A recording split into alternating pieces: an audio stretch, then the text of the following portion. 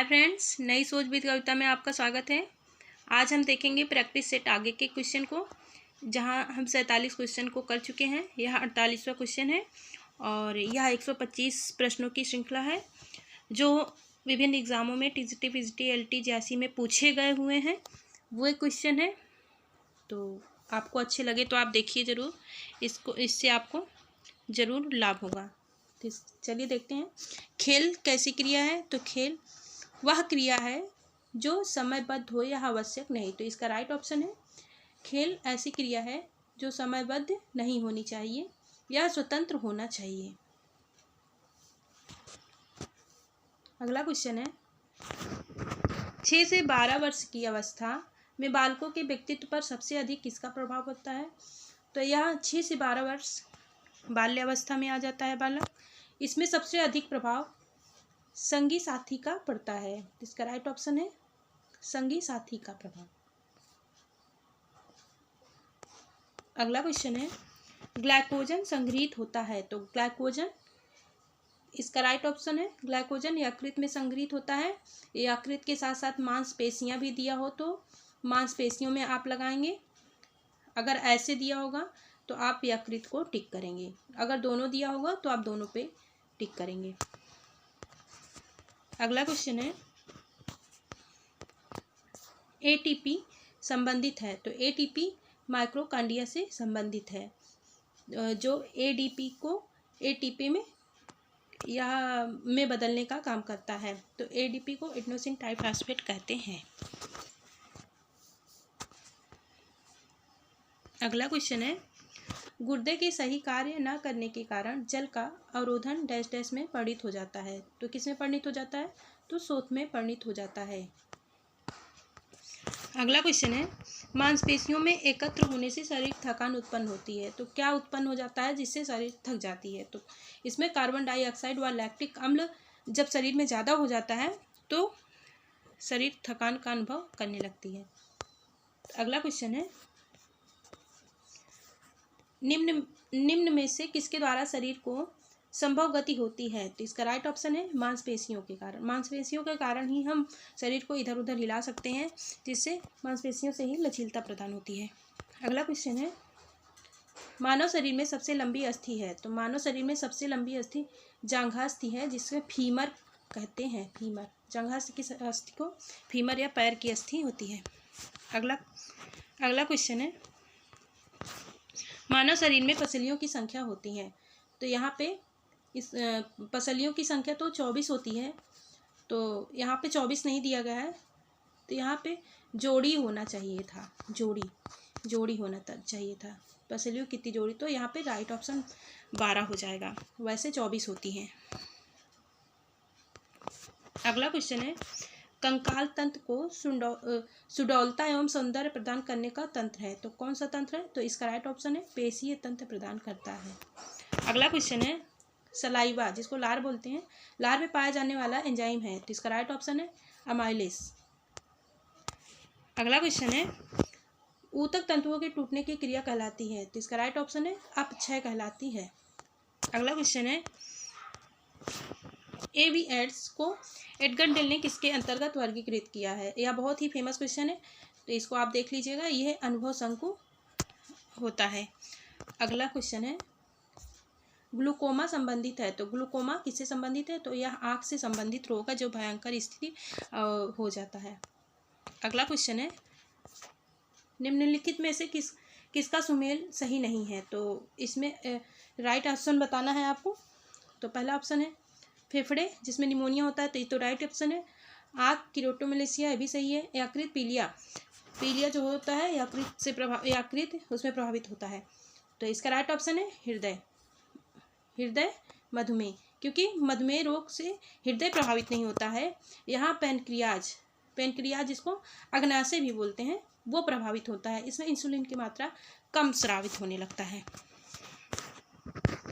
अगला क्वेश्चन है रेटिना किस अंग का भाग है? तो रेटिना आँख का भाग है। अगला क्वेश्चन है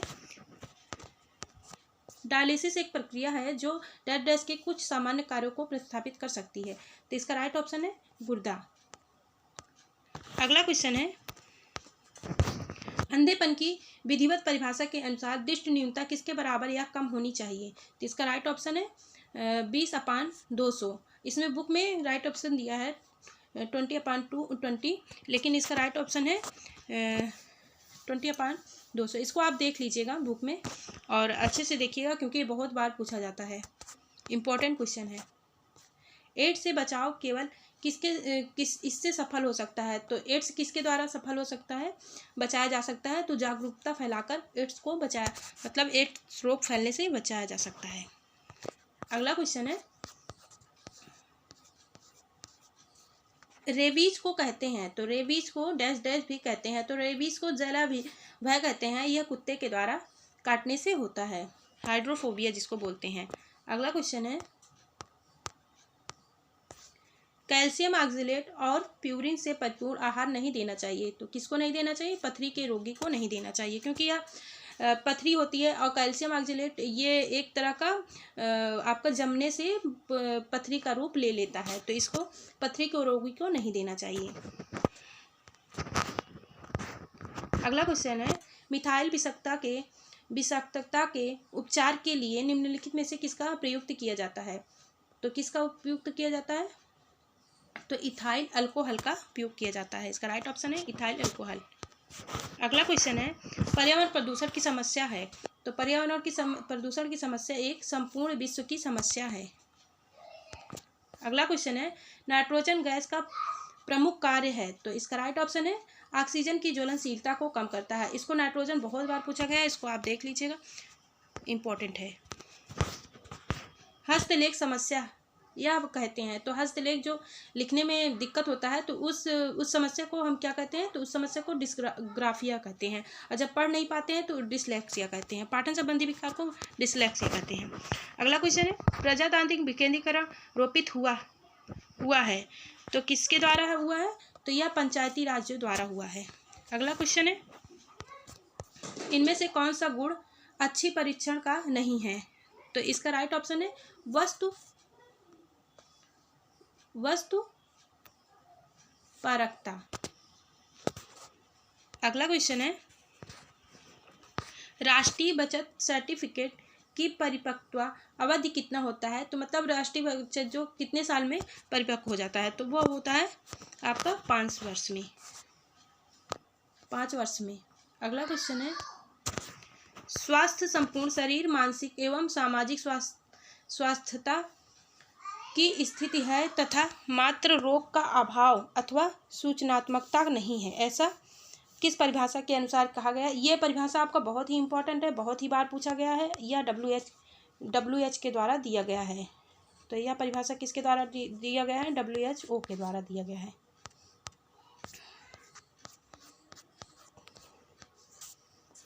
तो अगला क्वेश्चन है, किस उपकरण में तैयार खाद्य पदार्थों को वायुमंडल के ताप से कम ताप पर खराब होने से बचाया जा सकता है? तो रेफ्रिजरेटर के द्वारा बचाया जा सकता है, जिसको फ्रिज भी बोलते हैं। अगला क्वेश्चन है, NRSM का पूरा फुल फॉर्म क्या होगा? तो इसका फुल फॉर्म होगा नेशनल रूरल हेल्थ मिशन। इसका फुल फॉर्म है नेशनल रूरल हेल्थ मिशन। अगला क्वेश्चन है, ये भी पूछा गया क्वेश्चन है। अगला क्वेश्चन है, आकस्मिक घटना के समय प्राथमिक चिकित्सा द्वारा दी जाती है, तो क्या दी जाती है? तो तत्काल चिकित्सा दी जाती है। जब आकस्मिक घटना, किसी को चोट या पैर में चोट लग जाता है, तो हम उसका तुरंत इलाज करते हैं। अगला क्वेश्चन है, ये आपके मैथ से संबंधित है, ये पहले TGT में पूछा जाता था। 1 दर्जन केले का मूल्य 10.8 है, तो 1 केले का मूल्य कितना होगा? तो 1 केले का मूल्य निकालने के लिए 1 केले का मूल्य बराबर 10.8 भागे 1 दर्जन किसको कहते हैं? तो 1 दर्जन 12 केले को कहते हैं, तो यहाँ पे 12 से भाग हो जाएगा, तो इसका राइट ऑप्शन हो जाएगा 0.9। तो इसको आप देख लीजिएगा, क्योंकि होम साइंस के बच्चों को मैथ वैसे ही वीक रहता है, तो देख लीजिएगा आप लोग भाग करके। अगला क्वेश्चन है, समय धन वस्तु एवं संपत्ति साधन है, तो कैसा साधन है? यह मानवीय साधन तो नहीं है, यह भौतिक साधन है। मानवीय साधन में मानव की जितने भी मन के विचार होते हैं, रुचि, ज्ञान, कौशल, योग्यता, ये सब आपका मानवीय साधन के अंतर्गत आता है। इसमें भी एक क्वेश्चन बहुत पूछा जाता है, कौन सा साधन मानवीय है, किसने मानवीय कहा है, किसने अमानवीय साधन कहा है। इसको आप देख लीजिएगा, बहुत ही फेमस क्वेश्चन है, जिसमें निकिल और डार्सी ने अमानवीय और ग्राशम कर्नल ने मानवीय कहा है। तो इसको आप देख लीजिएगा, क्वेश्चन साधन से संबंधित क्वेश्चन को पढ़ लीजिएगा। मानव की ज्ञान व आवृत्तियाँ कहलाती है। देखिए क्वेश्चन आ भी गया, मानव की ज्ञान एवं आवृत्तियाँ मानवीय साधन कहलाता है। अगला क्वेश्चन है, कौन सा मानवीय और गैर मानवीय साधन दोनों का उदाहरण है। तो यह ऊर्जा ऐसा साधन है जो मानवीय तथा अमानवीय दोनों में गिना जाता है। डैश डैश एक साधन है, एक संसाधन है जो हम सब साझा करते हैं, हालांकि यह वो है जो जिसके प्रति हम सामान्यतः लापरवाह होते हैं। तो समय ऐसा साधन है जिसके प्रति हम लोग सब हमेशा लापरवाह होते हैं कि कोई भी काम अभी कर लेंगे, अभी कर लेंगे, तो मतलब समय का उपयोग नहीं करते हैं, तो लापरवाही करते हैं। अगला क्वेश्चन है, विवाह है। तो विवाह क्या है? विवाह एक सार्वभौमिक संस्था है। अगला क्वेश्चन है, हाँ तो